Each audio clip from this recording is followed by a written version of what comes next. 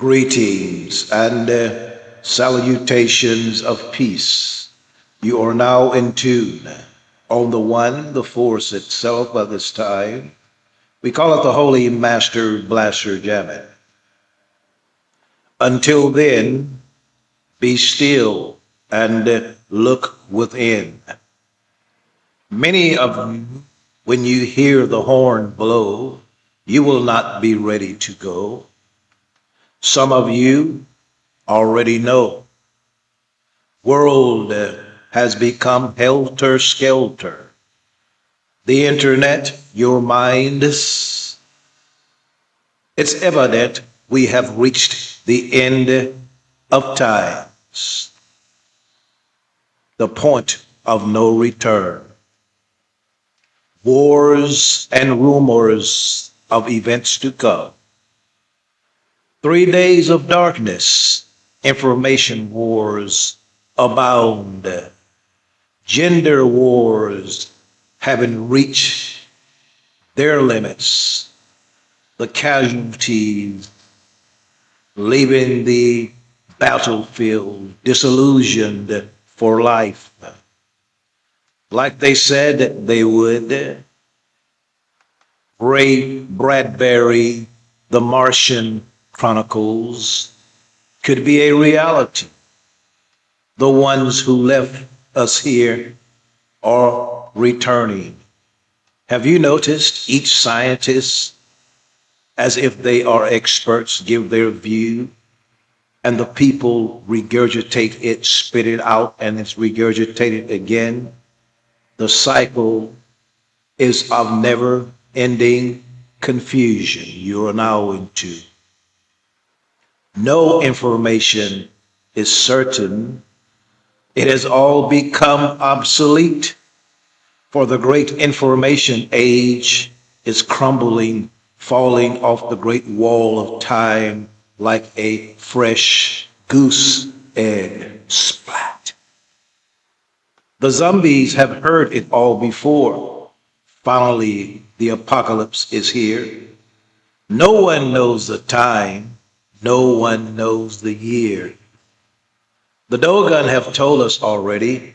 Bob Marley has already sang the song, Coming In From the Cold. The storm will come. Like the ibis bird, we have no fear. Last to leave, first to return. We have waited with unopened buds.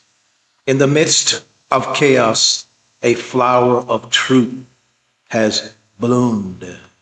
No matter what fate befalls the humans, no matter the upheaval of earth, our redemption like rain will not fall until the blue star appears between the two mountain peaks.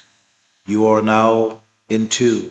And then the 9 lords of time will descend from the heavens upon a rope that will be the hour of the reunion of the earth and the fish. Stand firm.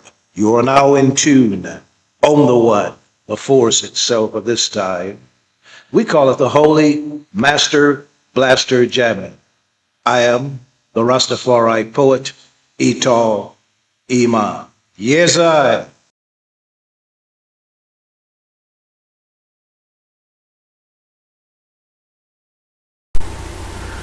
Did you hear about it?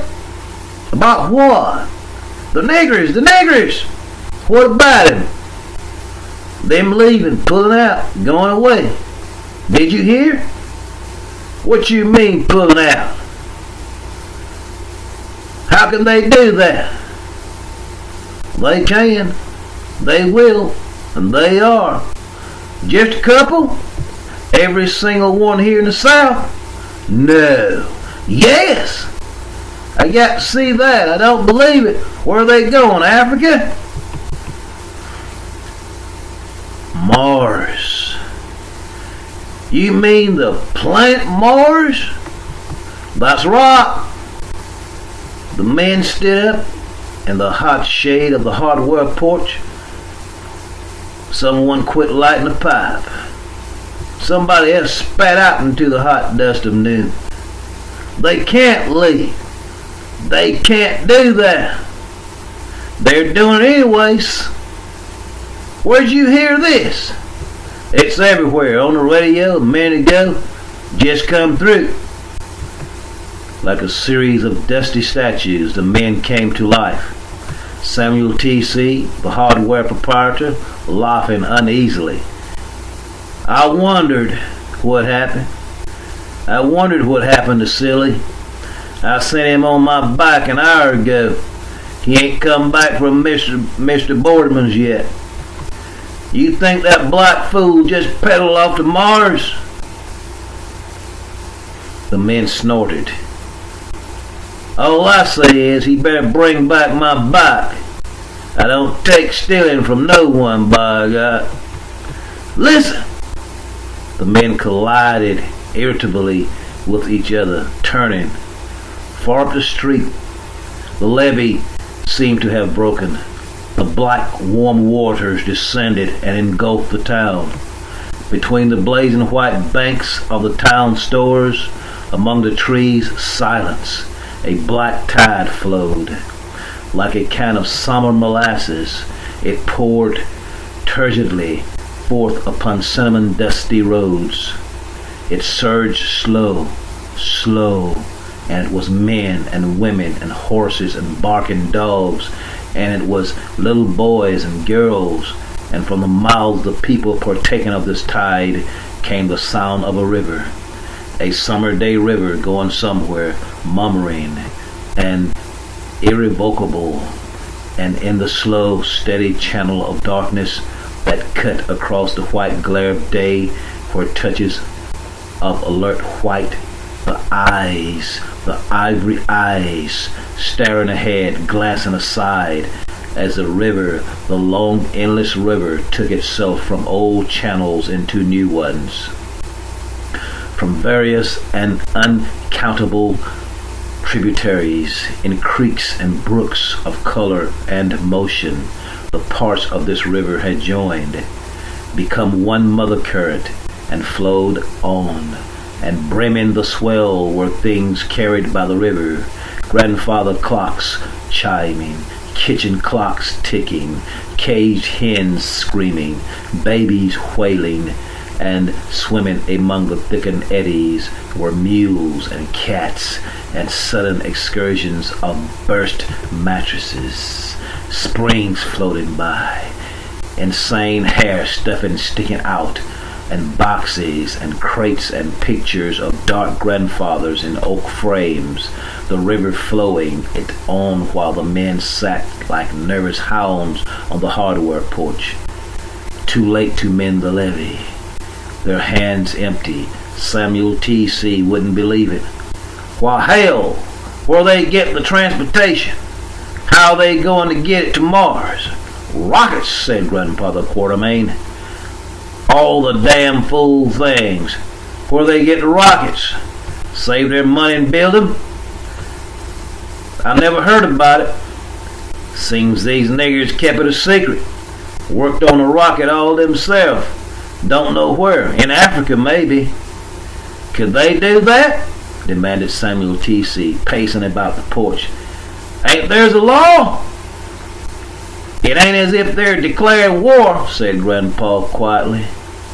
Where do they get off, God damn it, working in secret, plotting, shouted Samuel T.C.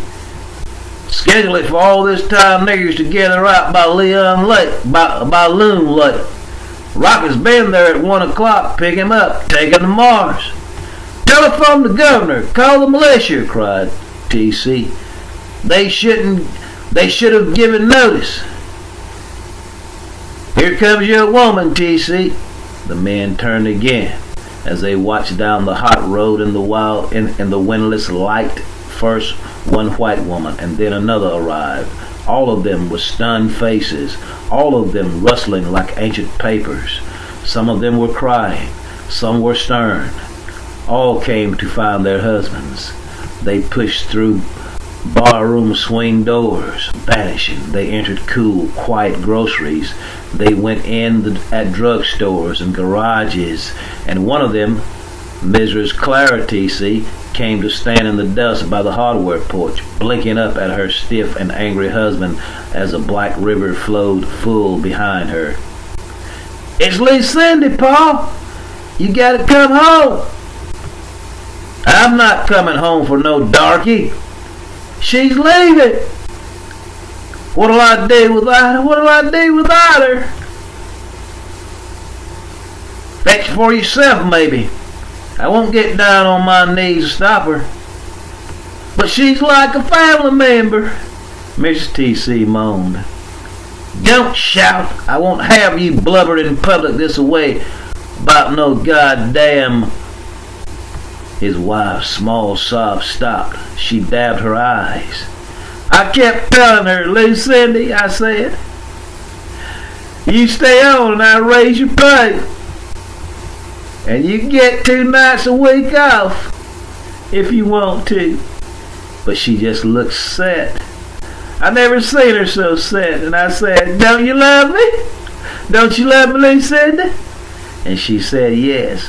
But she had to go because that's the way it was.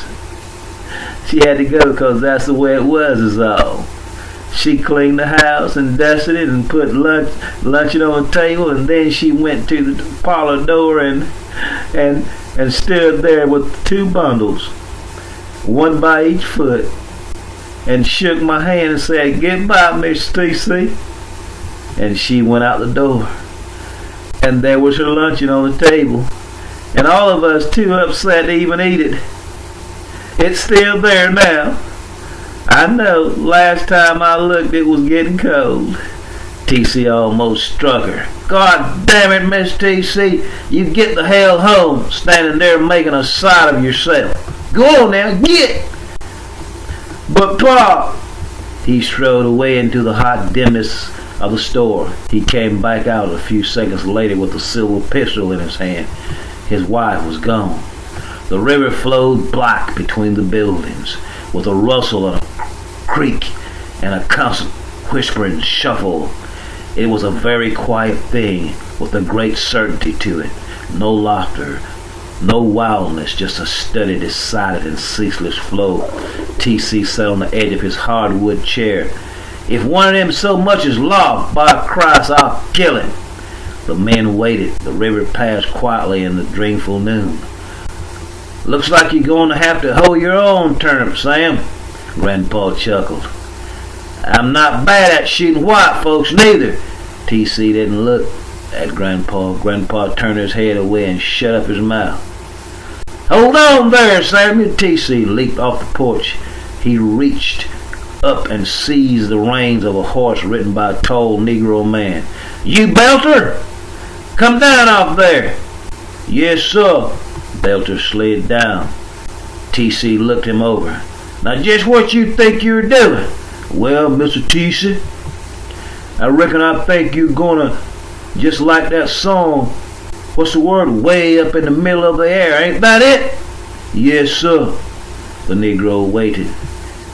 "You recollect you owe me $50, Belter?" "Yes, sir." "You trying to sneak out? By God, I'll horsewhip you." All the excitement, and it slipped my mind, sir. It slipped my mind. T.C. gave a vicious wink at his men on the hardware porch. "God damn, mister, you know what you going to do?" "No, sir." "You're staying here to work out that $50, or my name ain't Samuel W. T.C. He turned again and smiled confidently at the men in the shade. Belter looked at the river going along the street, that dark river flowing between the shops, the dark river on wheels and horses and in dusty shoes, the dark river from which he had been snatched out of on his journey. He began to shiver. Let me go, Mr. T.C. I'll send you money from up there, I promise." "Listen, Belter."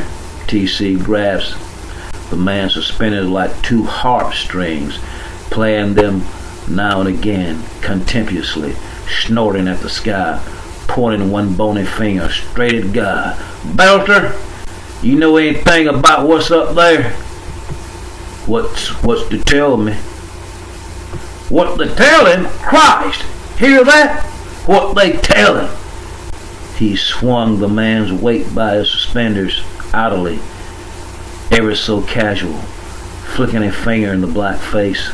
Belter, you fly up and up like a July 4th rocket and bang! There you are, cinders spread all over space. Them crackpot scientists, they don't know nothing. They'll kill you all off. I don't care. Glad to hear that, because you know what's up on the planet Mars?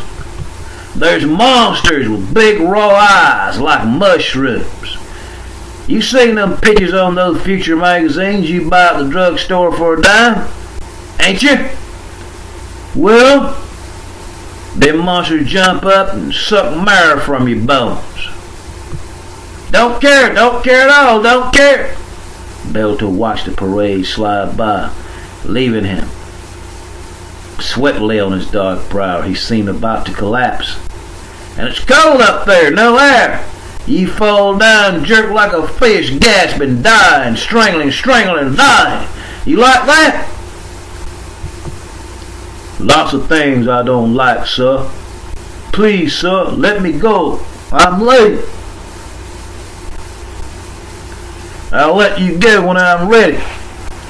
I'll let you go when I'm ready to let you go.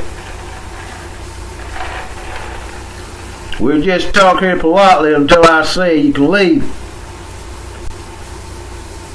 And you know it damn well. You want to travel, do you?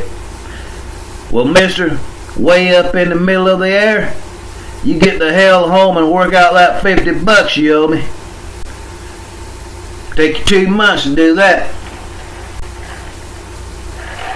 But if I work it out, I miss the rocket, sir. Ain't that a shame now? TC tried to look sad. I give you my horse, sir. Horse ain't legal tender. You don't move until I get my money. TC laughed inside. He felt very warm and good. A small crowd of dark people had gathered to hear all this.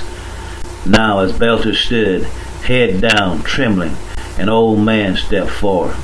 Mister! TC flashed him a quick look. Well? How much does this man owe you, mister? None of your damn business. The old man looked at Belter. How much, son? $50? Old man put out his black hand at the people around him. There's 25 of you. Each give $2. Quick now. There's no time for arguments. Here now, cried TC, stiffening up tall. The money appeared. The old man fingered it into his hat and gave the hat to Belter. Son, he said, you ain't missing no rocket. Belter smiled into the hat. No, sir, guess I ain't. TC shouted, you give that money back to them. Belter bowed respectfully, handed the money over, and when TC would not touch it, he set it down in the dust at TC's feet. There's your money, sir. Thank you kindly.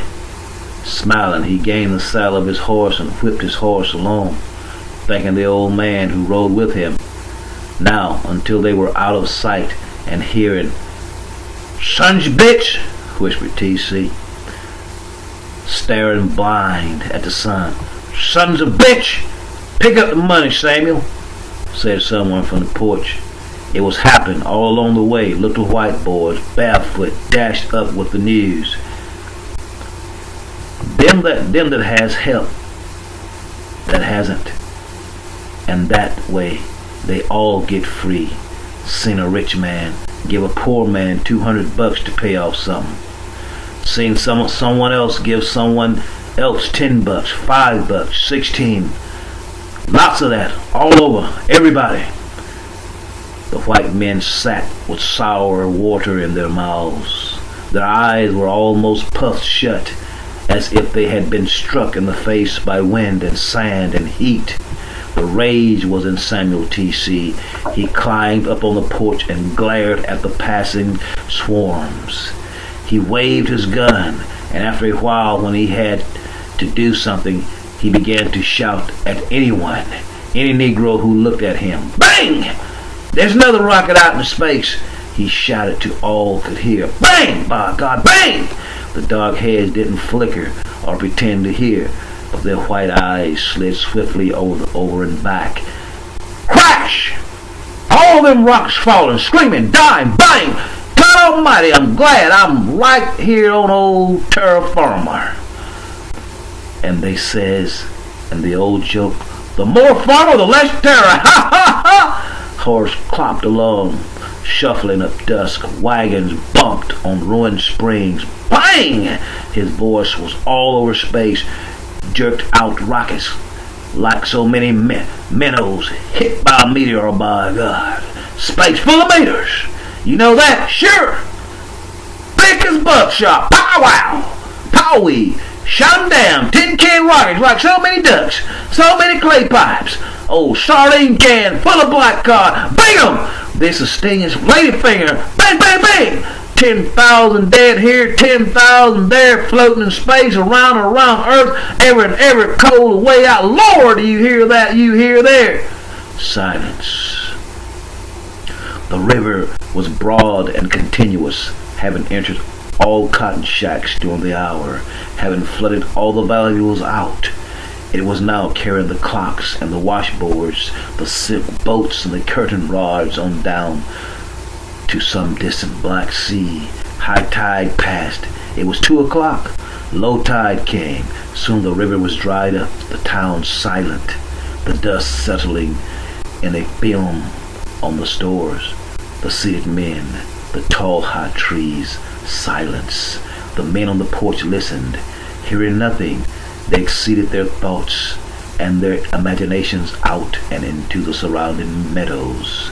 In the early morning, the land had been filled with its usual concoctions of sound. Here and there, with sub-born persistence to custom, there had been voices singing, the honey laughter under mimosa branches, the pickaninnies rushing in clear water, laughter at the creek, movements and bending in the fields, jokes and shouts in clear water, laughter at the creek, movements and bendings in the fields, jokes and shouts of amusement from the shingle shack covered with fresh green vine. Now it was as if a great wind had washed the land clean of sound. There was nothing. Skeleton doors hung open on leather hinges. Rubber tires swing hung in silent air, uninhibited. The washing rock at the river were empty, and the watermelon patches, if any, were left alone to heat their hidden liquors in the sun. Spiders started building new webs in abandoned huts. Dust started to sift in from unpatched roofs and golden spiculas. Here and there fire, forgotten in the last rush, lingered, and in a sudden access of strength fed upon dry bones of some littered shack. The sound of a gentle feeding burn went up through the silent air. The men sat on the hardware porch, not blinking or swallowing. I can't figure why they left now. With things looking up, I mean, every day they got more rights. What they want anyway. Here's the poll tax gone, and more states passing anti-lynching bills and all kinds of equal rights. What more do they want? They made almost as good money as a white man. But there they go.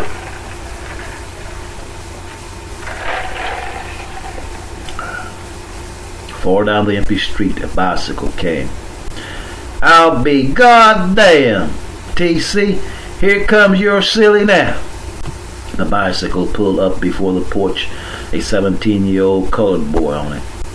all arms and feet and long legs and round watermelon head, he looked up at Samuel T.C. and smiled. "So you got a guilty conscience and came back," said T.C. "No, sir. I just brought the bicycle. What's wrong? Couldn't get it on the rocket?"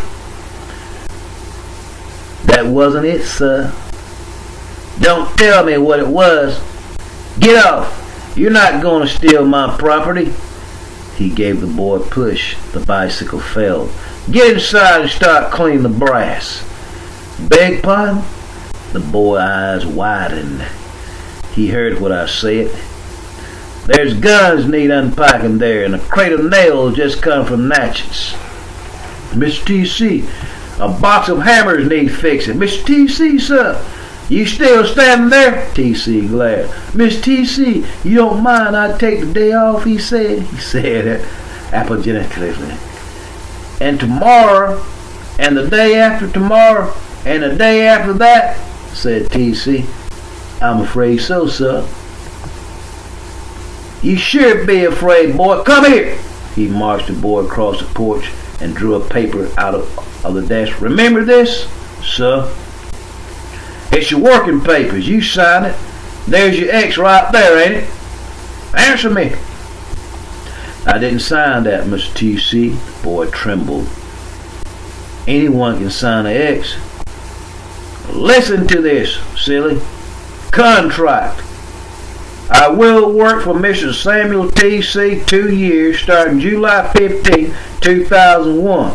And if intending leave, will give 4 weeks' notice and continue working until my position is filled. There." T.C. slapped the paper, his eyes glittering. "You cause trouble, we'll take it to court." "I can't do that," wailed the boy, tears starting to roll down his face. "If I don't go today, I don't go." "I know just how you feel, silly. Yes, sir, I sympathize with you, boy. But we'll treat you good and give you good food, boy. Now you just get inside and start working and forget all about that nonsense, eh, silly?" "Sure." T.C. grinned and patted the boy's shoulder. The boy turned and looked at the old man sitting on the porch. He could hardly see now for his tears. Maybe one of these gentlemen here." The man looked up in the hot, uneasy shadows, looking first at the boy and then at T.C. "You mean to say you think a white man should take your place, boy?" said T.C. coldly. Grandpa Quatermain took his red hands off his knees. He looked out at the horizon thoughtfully and said, "T.C., what about me?" "What?" I'll take Silly's job." The porch was silent. T.C. balanced himself in the air. "Grandpa," he said warningly, "let the boy go. I'll clean the brass." Would you really?" Silly ran up to Grandpa, laughing, tears in his cheeks, believing. "Sure," Grandpa said. "T.C., keep your damn trap out of this." "Give the kid a break, T.C." T.C. walked over and seized the boy's arm. "He's mine. I'm locking him in the dark in the back room until tonight." "Don't, Mr. T.C." The boy began to sob now. His crying filled the air and on the porch. His eyes were tight. Far down the street, an old tin Ford was choking along, approaching a last load of colored people in it. "Here come my family, Mr. T.C. Oh, please, please, oh God, please," T.C. said, one of the other men on the porch getting up. "Let him go." Another man rose also. "That goes for me too." "And me," another said. "What's the use?" The men all talked now. "Cut it out, T.C. Let him go." T.C. felt for his gun in his pocket. He saw the men's faces. He took his hand away and left the gun in his pocket and said, "So that's how it is. That's how it is," someone said. "T.C., let the boy go." "All right, get out." He jerked his hand back in the store. "But I hope you don't think you're going to leave any trash behind to clutter my store No, sir. You clean everything out of your shed and back. Burn it. Silly shook his head. I'll take it with. They won't let you put it on the damn rocket. I'll take it with, insisted the boy softly. He rushed back through the hardware store. There were sounds of sweeping and cleaning out, and a moment later he appeared, his hands full of tops and marbles and old dusty kites and junk collected through the years. Just when the old tin Ford drove up and Silly climbed in and slammed the door, TC stood on the porch with a bitter smile. What you going to do up there? Starting new, said Silly. Gonna have my own hardware. God damn it, you've been learning my trade so you could run off and use it. No, sir, I never thought one day this would happen, sir. But it did. I can't help it if I learned, Mr. TC. I suppose you got a name for your rocket. They looked at their 1 clock on the dashboard of the car. Yes, sir. Like Elijah the chariot, the big wheel and the little wheel, faith, hope, and charity. We got a name for the ship, Mr. TC. God the Son and the Holy Ghost. God the Son and the Holy Ghost, I wouldn't wonder. Say, boy, you got one named the First Baptist Church? We got to leave now, Mr. TC. TC laughed. You got one named Swing Low and the other named Sweet Chariot? The car started up. Goodbye, Mr. TC. You got one named Rolling Bones? Goodbye, mister. And another call over, Jordan. Well, tote that rocket, boy. Lift that rocket, boy. Go on. Get blown up. See if I care. The car churned off on the dust. The boy rose and cupped his hands on his mouth and shouted one last time at TC. Mr. TC! Mr. TC! What you going to do nights from now on? What you going to do nights, Mr. TC? Silence. The car faded down the road. It was gone. What in the hell did that mean, Moose TC? What am I going to do nights? He watched the dust settle, and it suddenly came to him. He remembered nights when men drove to his house, their knees sticking up sharp and their shotguns sticking up sharper, like a car full of cranes under night trees of summer. Their eyes mean, honking the horn, and him slamming his door, a gun in his hand, laughing to himself, his heart racing like 10-year-olds driving off down the summer night road, a ring of hemp rope coiled on the car floor, fresh shell boxes making every man's coat look bunchy. How many nights over the years, how many nights of the wind rushing in the car, flopping their hair over their mean eyes, roaring as they picked a tree, a good strong tree, and rapped on the shanty doors. So that's what the son of a bitch meant. TC leaped out into the sunlight. Come back, you bastard! What am I going to do at nights? While that lousy, insolent son of a... It was a good question. He sickened and was empty. Yes. What will we do nights? He thought. Now they're gone. What? He was absolutely empty and numb. He pulled the pistol from his pocket, checked. It's loaded. What you gonna do, Sam? Someone asked. Kill that son of a bitch, Grandpa said.